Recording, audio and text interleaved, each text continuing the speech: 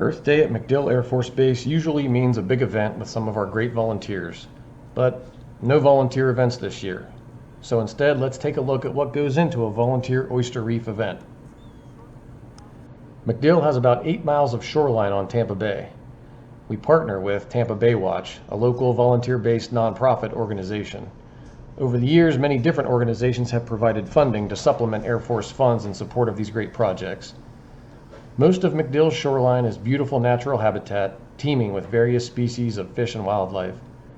We've been restoring oyster reef and salt marsh habitats along the coastline for almost 20 years. These important volunteer-based events improve water quality and clarity, provide habitat for many different ocean critters, act as a food source for birds and fish, and prevent coastal erosion.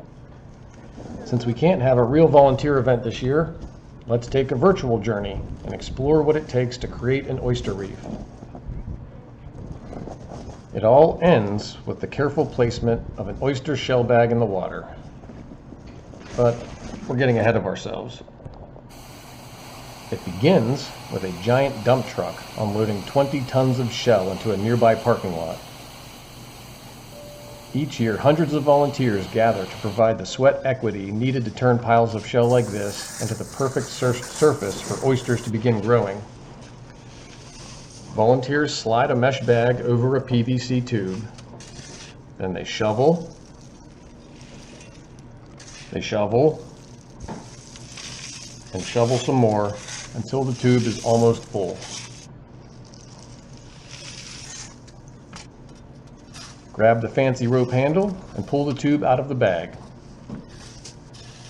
Tie a knot, and it's ready for the bag to move on.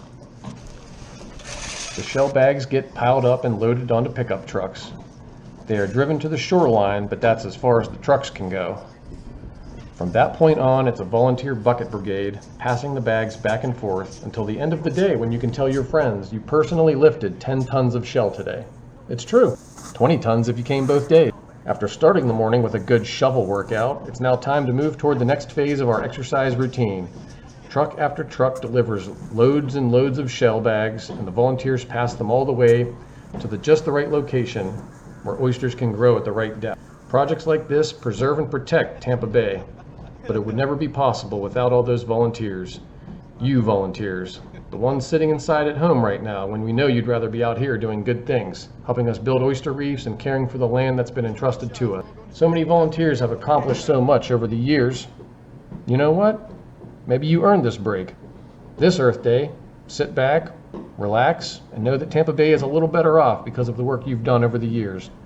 Don't worry, we'll be here next Earth Day, and I promise you'll get sweaty, you'll get dirty, and it'll be awesome.